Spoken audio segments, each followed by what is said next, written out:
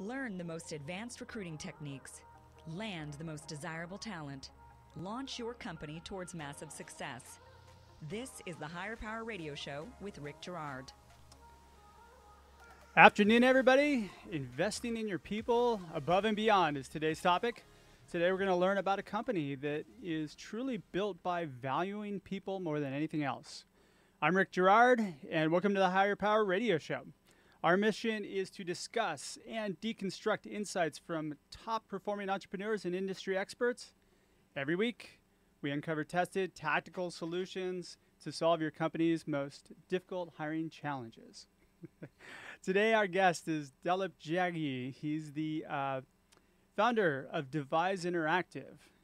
Dalip has been recognized as a young entrepreneur and active soul, always looking for more and to do better. He's the founder of digital digital agency Devise Interactive. He's also an inventor. He co-founded the world's first smart shower device, EvaDrop, which sounds pretty cool. You got to tell me about that later. And he's co-founded Forge 54, which is a nonprofit that hosts a 54-hour hackathon weekend to provide marketing makeover for one nonprofit every year, which is another cool thing that you're doing. Spare time, he likes long walks on the beach, friends, playing chess, sax. He plays the sax, and of course, snowboarding, which you and I need to talk about later because I used to be a pro snowboarder when I was younger. Wow. Weird, right? Dalip, welcome to the Higher Power Radio Show today. Thank you for having me. Absolutely. So a couple things I want to cover. I want to hear your story about Devise Interactive, how you built it, and your philosophy around, your hiring process. So let's kind of bust right into it. Let's talk about how you started the company. Sure. I've been programming since I was 15, so I kind of loved programming and was freelancing for many years. Sure. Which ended up me starting my own agency, and I fell into this agency role. But I really was just tackling that talent. If someone would come to me and be like, when I was 18, can you do this or develop this software? And I'd be like, yes.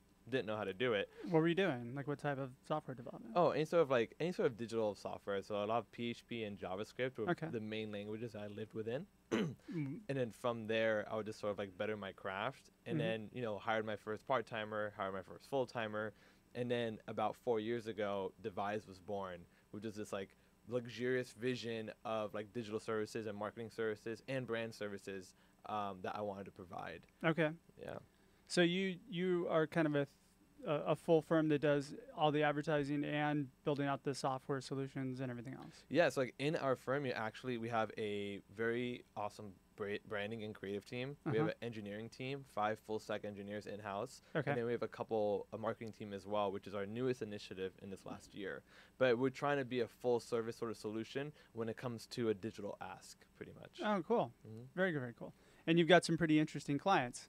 Yeah, some spicy ones too. Yeah, I think you were definitely referring to Tapatio there. Of course.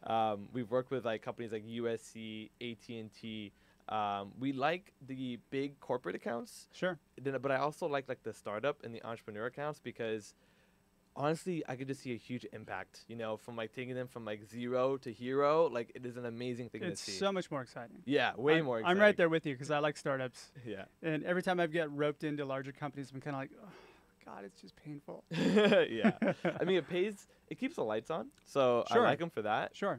But it's not like we made a huge impact. And if it is, it's at a smaller scale. So sure. There's a couple cool case studies to where a small startup or an entrepreneur came to us and we took them through the ringer, and then seeing them a 2-year or 3-year, they're signing deals with Reebok. And I'm just going, what? That's amazing. Really? Yeah.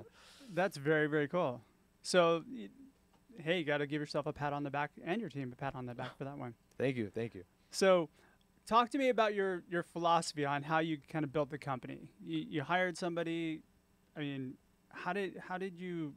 what were the values that you kind of put in a process, and when did you do that? Sure. I mean, it kind of really stemmed from my approach to how I was taking coding and learning. So it's really putting the craft first, and that's how it's within the team. So what we did is when we brought on new team members, we brought on people who were what we call devisers. They're hustlers, they're go-getters, the people that get it, that want to put the extra mile, and also want to learn, like, whether it's new technologies or try new design techniques and so forth. And so that's something that you find at Devise, is our ability to be nimble, that we're not like a manufactured product, right? Like, it's not like, okay, you get X amount of rounds and by like this amount of time it's complete. We tend to be a little bit more traditional. Sure. And because of that, we tend to be a little bit more quality focused and quantity focused. So we, like I talked about, we have like, it's kind of like a two-answer question, but we have this, we have this design department and we have this technology department, and our value proposition is that we're at the crossroads of where creative design and technology meet. Got it. So that's like what we bring to the table. And with that, and just like, I think the landscape of just digital and how it's changing, there's voice coming out now, there's mobile applications, there's how digital meets the tangible. We're always learning and trying new things. Sure. So let's talk about the team. I mean, what do you look for in the people that you hire? Sure. What needs to be there in order for them to be what did you call it? A devise? A deviser. Deviser. I like it. It's an attitude play. Sure. I mean, so now we've built the team to 11. We have a good amount of people of engineering and designers, but everyone came as like a junior, and so we kind of like, I have a senior creative director who like relocated here, so he helps me like scout talent as well. But we look for someone that really gets it from an attitude play and that wants to put the extra effort to really, better their craft. Sure. From there, like, we help them train to become into seniors, and a result of that, many of my team members have now been with us for 2 years, 3 years, and we've grown to a team of 11. Okay. It's worked out really well because we all on the same mission in terms of like, if a client comes through the door, like, we want to like do something out of the box. We almost like look at each project and say, what are we going to do that's going to add more value into our tool belt to help us become the best in at least here in Orange County, California. Sure. So that's been sort of like our, like, how we brought on new team members. And it's really played out in terms of like how we've had like an optimum culture and really been able to produce a better product for our clients and drive better results. Okay. So you said culture. Let's talk a little bit about that.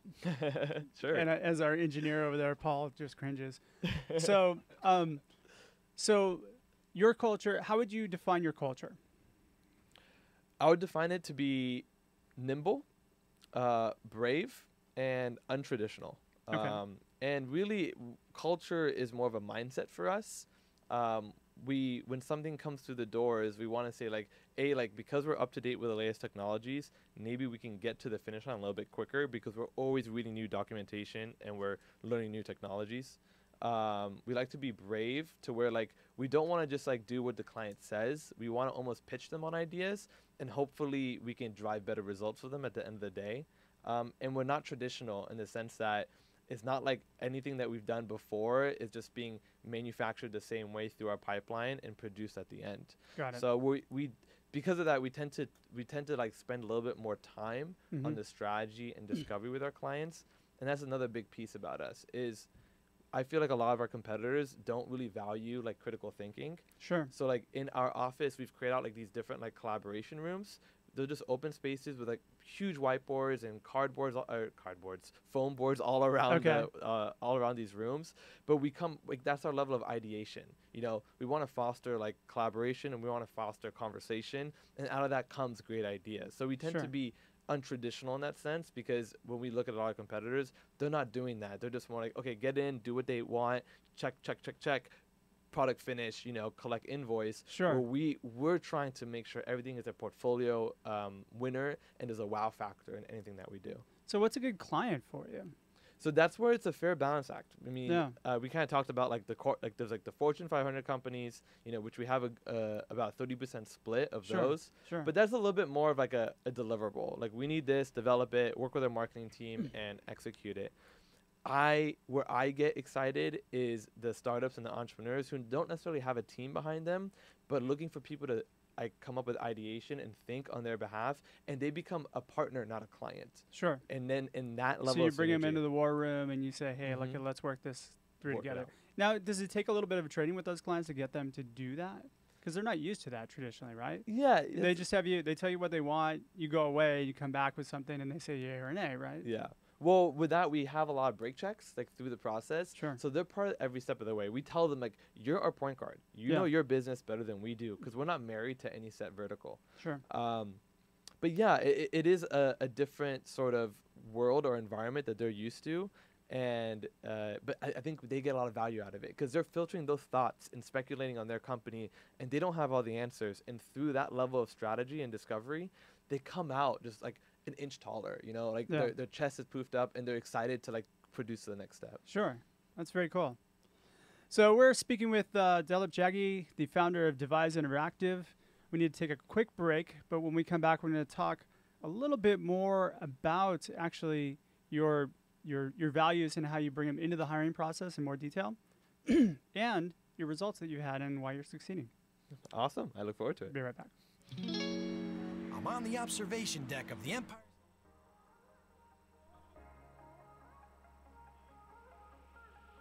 You're listening to Higher Power with Rick Girard, giving you access to recruiting techniques that will help you hire key talent to build your company towards real success. Rick is a recruiting executive and entrepreneur who's been successfully recruiting in the aggressive Silicon Valley technology landscape for the past 2 decades. After a very successful stint at Apogee, he founded Stride Search in 2012. Based on a lean efficiency model, Stride has uniquely positioned itself as a leader in retained search for the most critical talent hires within a small organization. Whether you're a startup executive or recruiting professional, by listening to Higher Power with Rick Girard, you will walk away with skills to help you attract and hire great talent. Now back to Higher Power with Rick Girard. Welcome back to the Higher Power Radio Show. I'm your host, Rick Girard, and today our guest is Dalip Jaggi, founder of Devise Interactive. All right, so in the intro, I actually talked a little bit about EvaDrop, your smart shower product. I'm curious. I want to know what that is. Like, how do you make a smart shower? Sure. So because mine's pretty dumb. Well, then you need EvaDrop. I might. It's a couple colleagues of mine. We came up with this idea of this smart shower. Mm-hmm. So basically what it is, it's an adapter, if you will, between the shower head and the wall. Okay. And we save water with 3 different ways. One is that there's a proximity sensor. So based how far you are from the shower head, it's going to decrease the water flow accordingly. Okay. So I don't know if you noticed, but you usually take a step back to like lather up and shampoo. Take a step forward, we want the full flow. So during that time, you would save water, including like women like shave legs like at the end of the bathtub. They don't need the full water flow. Sure. The other way is that we have a temperature gauge. I shave my legs that way. The other way is a temperature gauge. I don't shave my legs. No. I know. The second way is a temperature gauge. Sure. So you know when you turn on the water and you go brush your teeth and all that water is being wasted? Mm-hmm. Well, now the EvaDrop is going to shut off the water flow when it hits your desired temperature. And so once it hits, like, let's say it's 90 degrees your desired temperature, it will shut off, waiting for you to jump back in and resume. The other one is through the mobile app. You could set different timers and say, okay, I want to get out of the shower in 3 minutes, and Eva will remind you when to get out. So it's also connected to Alexa, Google Voice. We've done all the integrations. Wow, cool. So you can see like how much water am I saving in the shower. We have some really cool stuff where like SoCal Gas is going to give like a rebate if you purchase a product. So we've already gone through, we have the prototype. We're now taking the next step after the Chinese New Year into manufacturing. So you'll see it in the stores in summer of 2018. Very cool. That was my purple squirrel moment because it was running through my mind, and I'm like, okay, I gotta learn about this. So now let's discuss. Okay, so you talked a little bit about your company values. Yeah. So let's talk about your hiring process because we really like to educate companies on how to effectively hire the best people. Sure. And what I was impressed about when I talked with you originally was, hey, you've hired quite a few people and you haven't lost anybody, and they've been with you, and it was evident the people around you were all about you. Yeah. They loved you. So you've done a great job. So how do we translate that to other startups that aren't doing such great of a job, right? Or need help in that area? Sure.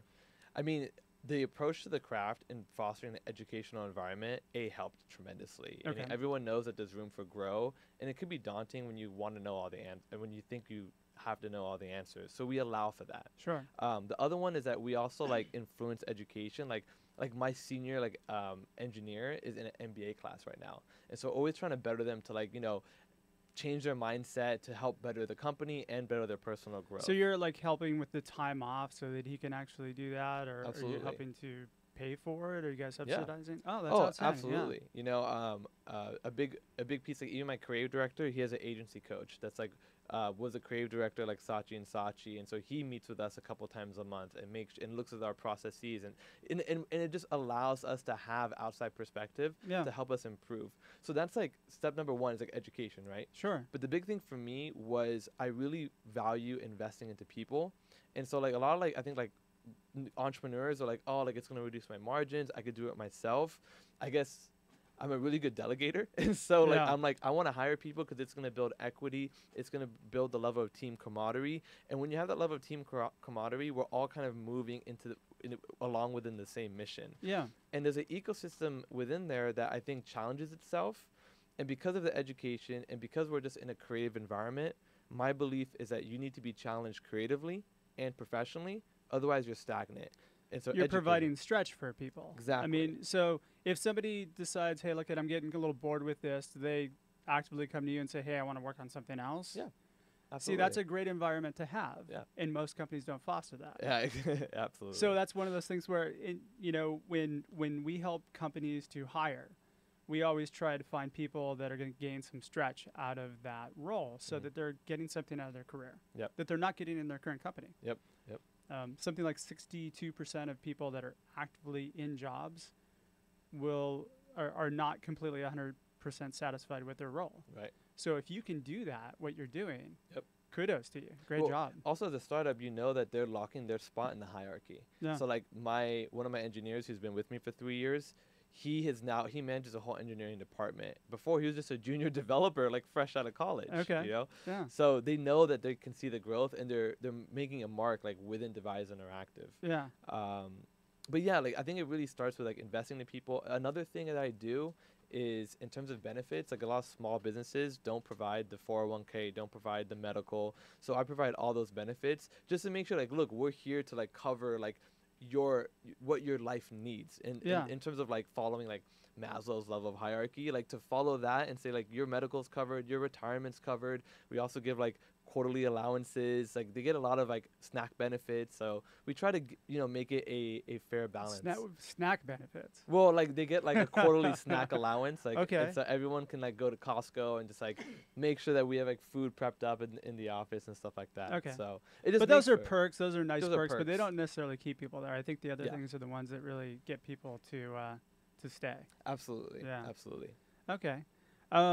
So that's very cool. So what have been, so let's just summarize this really quickly. Sure. So how would you say, like, you're talking to somebody you're advising, another junior CEO or something like that. Yeah. How would you advise them to build out the process? Or like what core values should they have in there? I mean, I think this is something that probably those values that you hold dear, and so they're in you. But most CEOs don't have those values. Sure. It's all about me. I'm going to make $1 billion off this. Sure, right? Sure, yeah. So, what advice can we give them to help them out? I mean, it just depends on what you're looking for, right? Like, so for me, it was fitting someone that wants to learn, has an attitude to take the extra mile. We're looking for someone that is nimble, that's like kind of like a junior that we can like identify new patterns and habits within. And just someone that really gets it. I know it's a little bit of an ambiguous answer, but when you know and it fits and the synergy between you and them is there, like you're like, okay, this person you could see them, evolving into your company and not forcing it, right? Now, have you designed your interview questions around being nimble, brave, and non-traditional? Yeah, we have like some questions like that cater towards that, but it's also a 2-step interview process. So like one, I'm not the one that does the first interview, my team is. And usually there's a couple different team members and we get their sign off as a group. Sure. Then whoever sort of like advances, I come up and I do the second interview, and then that's as a team we decide on our next hire. No new hire is ever just hired. It is a sort of group discussion and decision. So you have a process in place. Yeah. Which is, from my perspective, a really important piece that a lot of companies don't have too. Yeah. Define what your process is, however it works for your company. Yeah. And make sure you're consistent with it across the board. Yeah. I think it was kind of organic though too, because when we're hiring, in the last 4 years, we started like a couple of employees and we want to hire one more. We know our pain points, and as a team, we're making these decisions. Yeah. And a lot of times when when you're thinking about hiring your next employee, you don't know if it's time yet, because it's not like that person is replacing a existing position. Oh yeah. It's a brand new position that you're like, do I really need this? And so you start having those doubts. And the one thing that all those concerns and like, you know, sleepless nights thinking is, do I really need this like person? It's never done me wrong. And with that, I'm just saying, like, adding more people to your team is equity in your company. And if you look at it from that that lens, I think that you would find that it will pay off in the long-term play. And that there, my friend, is brave. There you go. I think you hit the nail on the head there.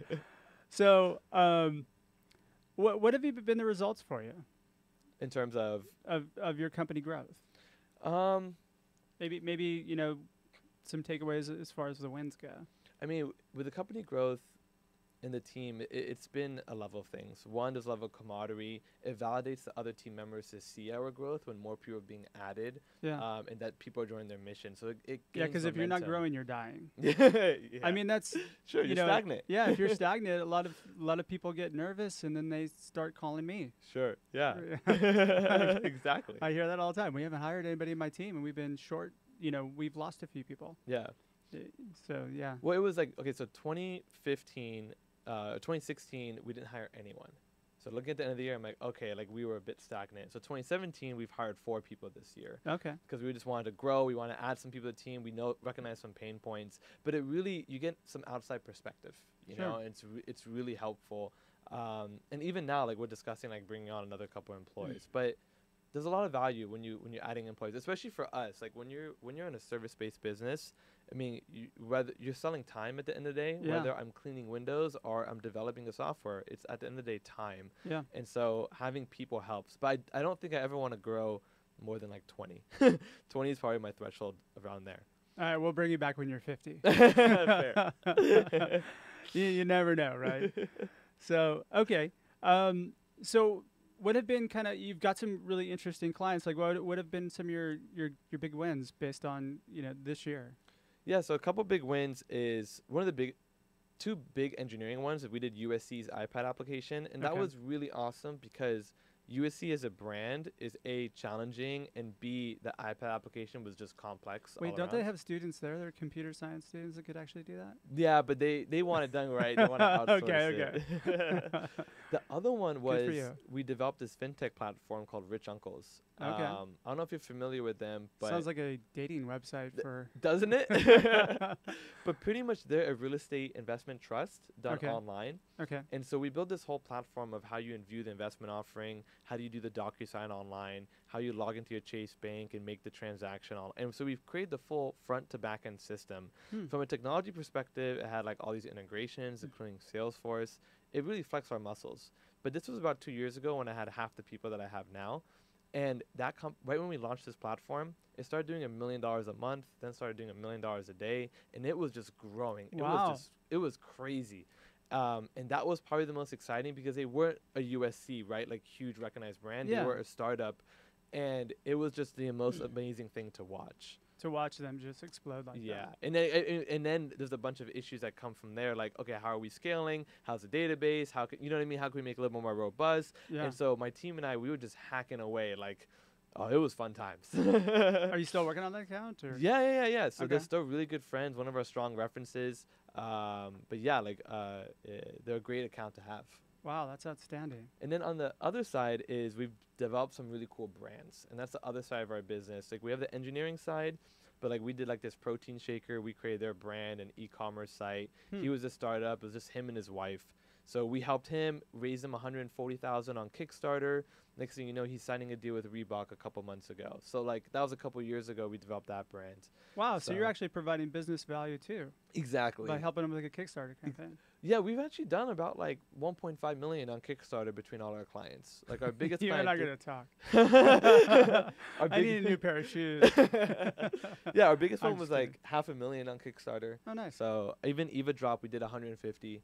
So that's how it's a good way to help startups because they have to build all this marketing collateral anyway. Yeah. To build it focused around this like campaign because it creates all the brand equity that they need, which lives with them after the campaign itself. Got it. So it's a really focused channel. Okay, we have just a few minutes left. Tell us about the hackathon you do. Forge 54? Yep. It's only the best hackathon ever. But what it is... Oh, look at how excited you are. It's a 54-hour skilled giving event for... No sleep? No sleep for 54 hours, where we do pro bono, a marketing makeover for a nonprofit in need. It's been 5 years that we've been doing it. This last year was at Ocean Institute in Dana Point. And so we did a whole brand. Yeah, we did an iPad application for them in 54 hours. We did all these creative brochures, new signage around their establishment. So we pretty much do everything A to Z, end-to-end solution. But it had 120 volunteers, Red Bull fueled, coffee fueled, no shower, no sleep. Like, it's just nuts. So it was pretty smelly. Yeah. Oh, yeah. Nice. Yeah. But it's a great way for anyone that's like listening, that's a young professional, that's wanting to network with like-minded individuals. Like, we've hired from it. We've had a lot of other agencies hire from it. It's a huge resume builder, and it's an amazing time. It's forge54.com for anyone interested. That's awesome. So we're just about out of time for today's show. Dalip, thanks again for your time investment in the show today. Great having you on as a guest, and welcome to the Higher Power Radio community. Thank you so much. Absolutely. It was great. Now, if anybody wants to know more about you, how do they reach you? So just go to deviseinteractive.com, which is DEVISE interactive.com. My first name is Dalip, DALIP. So you can contact me by email, dalip@deviseinteractive.com. Very cool. And anybody listening out there, I highly recommend you guys get a hold of them. They do great work. Thank you. So I want to thank our listening audience for tuning in today's show of Higher Power. Quick thanks to our team, our engineer, Paul Roberts, our producers, Andrea Ballin, Shanti Ryle, and our executive producer, Kim Iverson. To listen to this show and any of our past episodes, check out Hire, H-I-R-E, powerradio.com. It's not a religious show, guys. Or Higher Power Radio on iTunes. Follow us also on LinkedIn or Facebook at Higher Power Radio Show. Or me on Twitter at Rick_Gerard. We have another great show lined up for you guys next week. Our guest is going to be Ash Kumra, the co-founder and CEO of Youngry. You know? Oh, yeah. He's a good friend. Ash is a good guy. So I'm your host, Rick Gerard, and you have been listening to the Higher Power Radio Show. Aloha. Thank you for listening to Higher Power with Rick Gerard on OC Talk Radio.